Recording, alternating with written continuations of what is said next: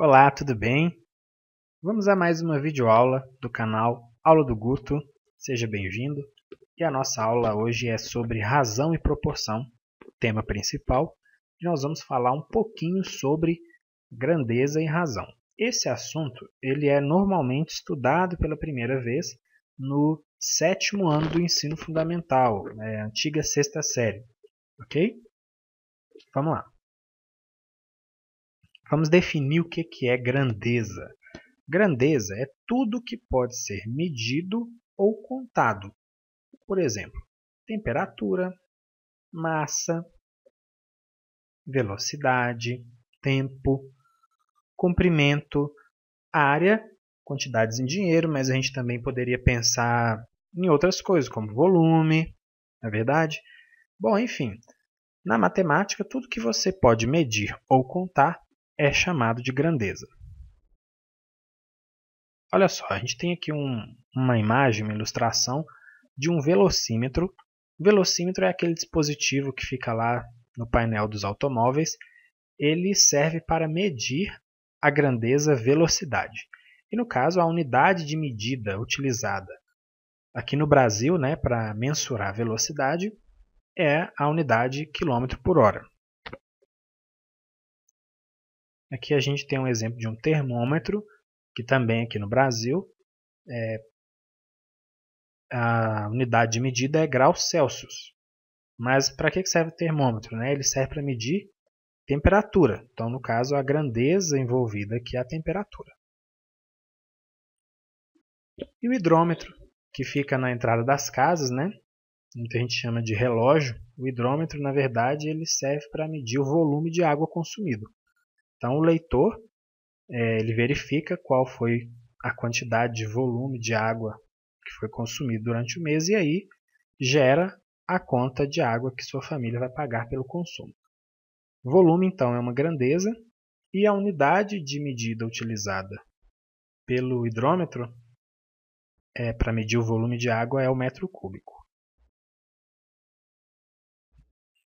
Bom, a gente já definiu o que é grandeza, agora nós vamos definir o que é razão. Razão é a comparação entre duas grandezas por meio de um quociente. Então é importante. Razão, eu não vou somente comparar duas grandezas. Essa comparação ela é feita por meio de um quociente. Com exemplo fica mais fácil de entender. Olha só. A gente tem a seguinte situação. Em uma cidade com 50 mil habitantes, o Departamento de Saúde Comunitária tem 100 médicos para atender os moradores. Então eu vou comparar a quantidade de médicos, que é uma grandeza, com a quantidade, o número de habitantes, que é a outra grandeza. Vou comparar por meio de um quociente. Isso é uma razão.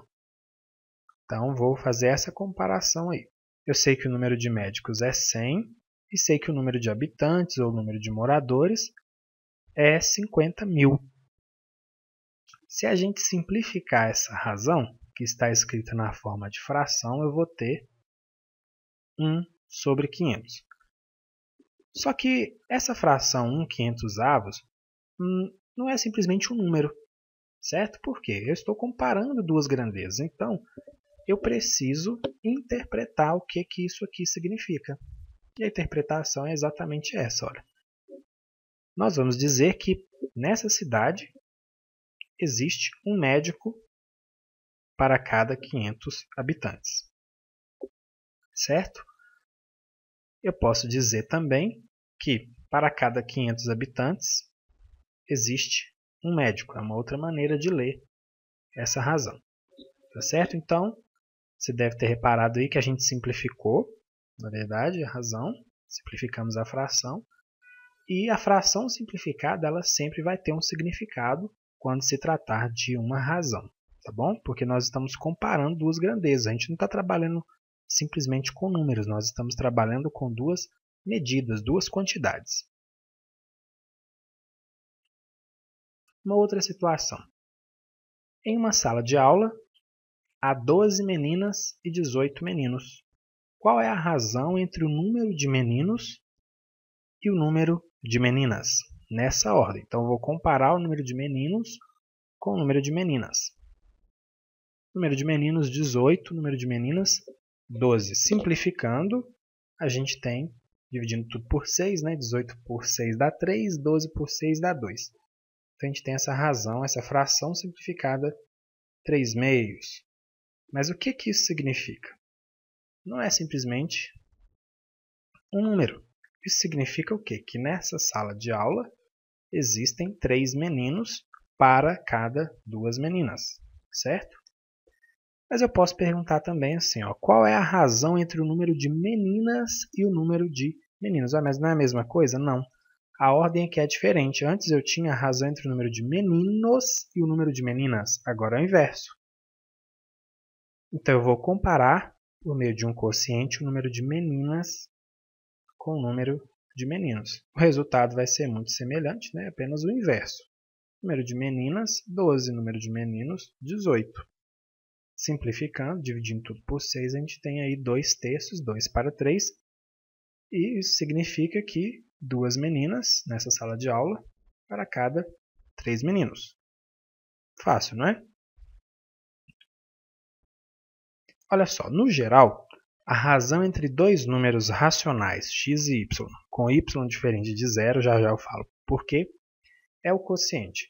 Então, quando eu estou comparando dois números, né, duas grandezas, representadas por dois números racionais, x e y, eu vou escrever a razão dessa forma, ou na forma de fração, ou na forma de uma divisão mesmo, né, na linha, tá certo? Por que y, que é o segundo número aqui, ele tem que ser diferente de zero? Porque, como se trata de um quociente, quociente é uma divisão, e não existe, né, no conjunto dos números racionais, por exemplo, né, dos reais, a divisão por zero, tá certo? Então, como que a gente pode ler essa razão, que está escrita dessas duas maneiras diferentes? Eu posso ler assim, ó. Razão de x para y é uma maneira de ler, ou então posso dizer que x está para y. Das duas maneiras está correto. Agora, quando eu tenho uma razão especificamente escrita assim na forma de fração, o numerador, que é o primeiro termo aí no caso, ele é chamado de antecedente. Se fosse simplesmente fração, seria numerador, né? Mas como se trata de uma razão, ele é chamado de antecedente. E o denominador da fração, se no caso a gente tem uma razão, o denominador ele é chamado de consequente. Então, numerador, antecedente, denominador, consequente. Beleza? Então tem um exercíciozinho para a gente pensar aqui. Olha só. Determine o valor de x para que as razões sejam 1 para 2. Que sejam 1/2. Vamos pensar assim. Em outras palavras, o antecedente tem que ser a metade do consequente. Gente, mas se eu falar numerador e denominador também não tem problema não, tá joia? Então o número de cima tem que ser a metade do de baixo, ou o de baixo tem que ser o dobro do de cima. Beleza? O importante aqui é a gente entender. Então, quanto que deve valer x para que essa razão seja equivalente a 1 para 2? Para que 1 para 2, 2 é o dobro de 1. 2 está embaixo. 16 está embaixo. 16 tem que ser o dobro do número de cima. 16 é o dobro de 8. Então, x nesse caso vale 8. Ok? X vale 8. Beleza. Outra situação. 15 para x tem que ser equivalente a 1 para 2.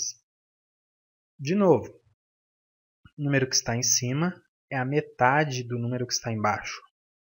1 é a metade de 2, 15 é a metade de 30. Então, x nesse caso vale 30. 15 para 30 é equivalente a 1 para 2. Outro exemplo, x para 17. Nós sabemos que o número que está embaixo é o dobro do número de cima. 2 é o dobro de 1, 17 é o dobro de...